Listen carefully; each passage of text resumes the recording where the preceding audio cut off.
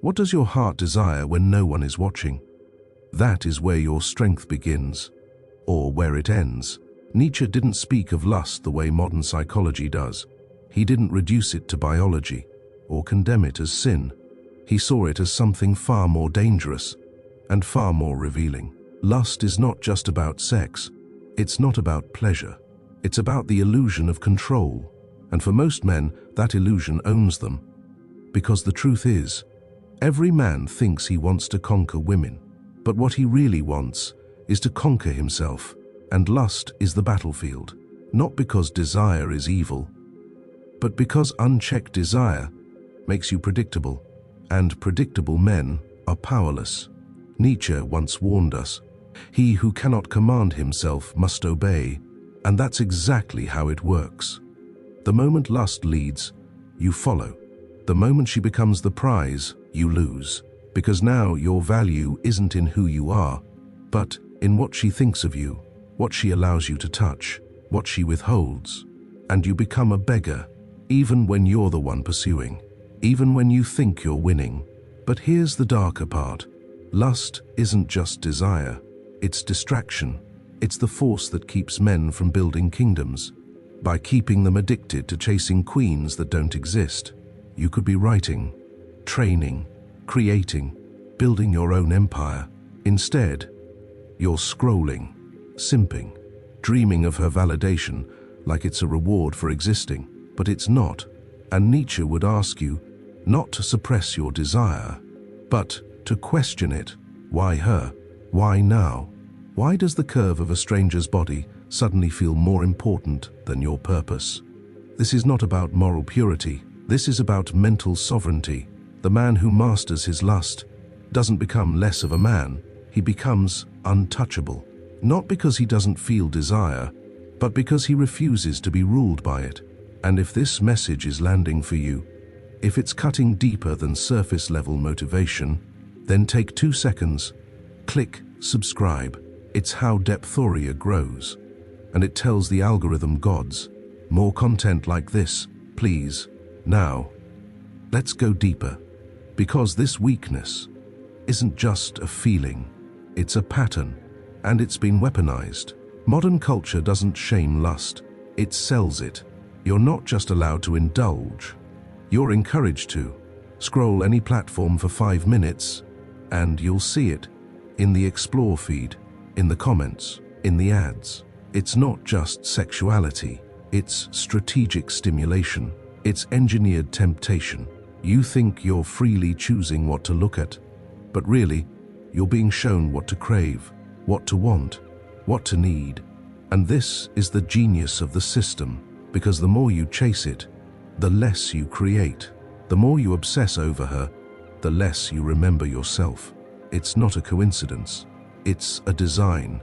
Nietzsche said, "The surest way to corrupt a youth is to instruct him to hold in higher esteem those who think alike than those who think differently." And today, those who think alike are the ones seduced by the same distractions, same reels, same obsessions, same search history. And the cost is your attention, because attention is power, and lust bleeds it out. You start skipping your goals, you delay your dreams, you tolerate things you shouldn't, just to get a glimpse, a text, a reaction, and you call it normal, because everyone else is doing it. But here's the thing, the path to power isn't through suppression, it's through transmutation. Lust is raw energy, unfocused fire, but if you learn to redirect it, if you stop spilling it out for free, and instead build with it, that's when your confidence changes. Not forced confidence, not fake bravado, but real inner gravity, where you walk in a room and don't seek approval, because you're not distracted by needing to be seen. That's the man who attracts. That's the man she notices, and doesn't know why. Not because he chased her, but because he didn't. Because his eyes weren't scanning the room. They were focused on mission, on purpose, on presence. Nietzsche said, "No price is too high to pay for the privilege of owning yourself." That includes the price of rewiring your desires, Because what if your weakness isn't lust itself, but how cheaply you give it away, not to a woman, but to a fantasy, to a moment, to a habit.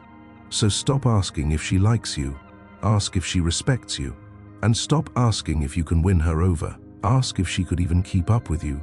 Once your power is no longer leaking, there's a reason monks became powerful, not weak, not passive, powerful, because they chose to master the self, not escape it. And the first gate was always lust, not because women are dangerous, but because untamed desire is desire that owns you, desire that interrupts your breath, breaks your focus, and distracts your destiny. That's not seduction, that's sabotage. Nietzsche didn't believe in repression, he believed in sublimation, in taking the chaos inside and shaping it into something higher.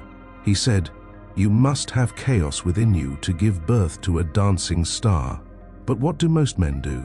They numb the chaos. They scroll it away, click it away, release it before it can ever be transformed, and then wonder why nothing changes. They say, "Once I have the girl, I'll feel worthy. Once I sleep with her, I'll feel powerful." But the truth is, it's not about her. It's about who you become without needing her. Because here's the secret. When you stop being driven by lust, you don't become cold. You become clear. You see differently. You move differently.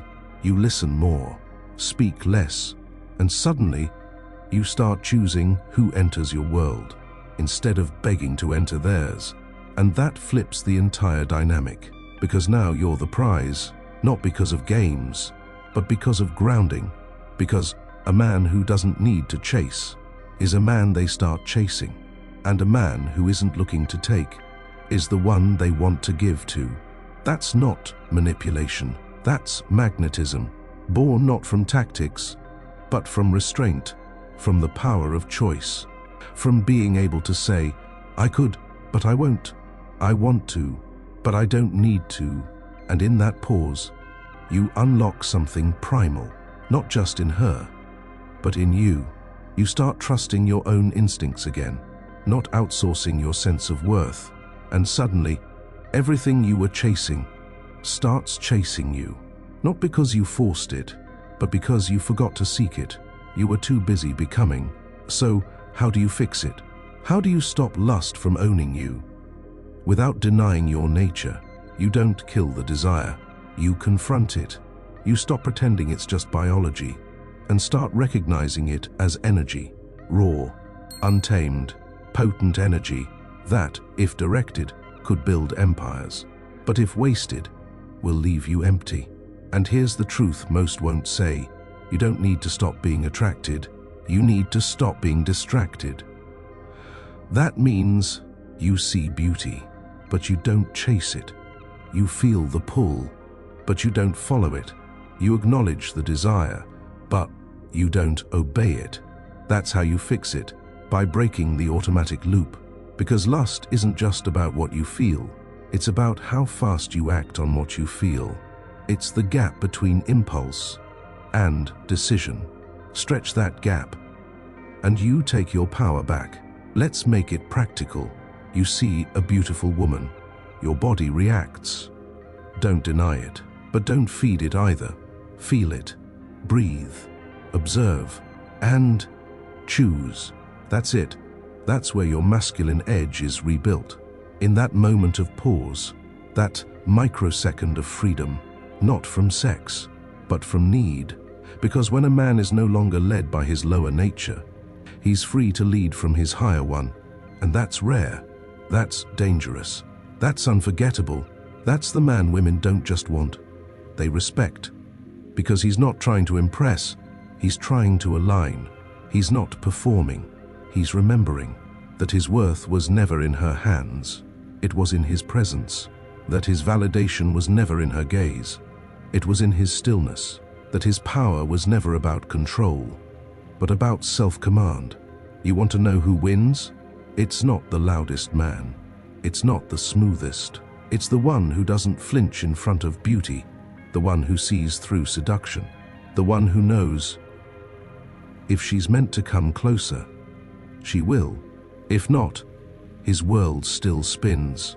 That's real freedom, not the absence of lust, but the transcendence of it, not because you hate your desires, but because you've learned to aim them. If this resonated, take a moment to subscribe. Drop a comment below, not for the algorithm, but to mark this chapter in your journey. If you made it this far, you're not just watching, you're remembering, returning, reclaiming your inner ground. So trust that the video YouTube shows you next, the one appearing now, is not random. It's the next doorway, the next layer, and it will meet you exactly where you are. We'll see you in the next depth. Depthoria continues.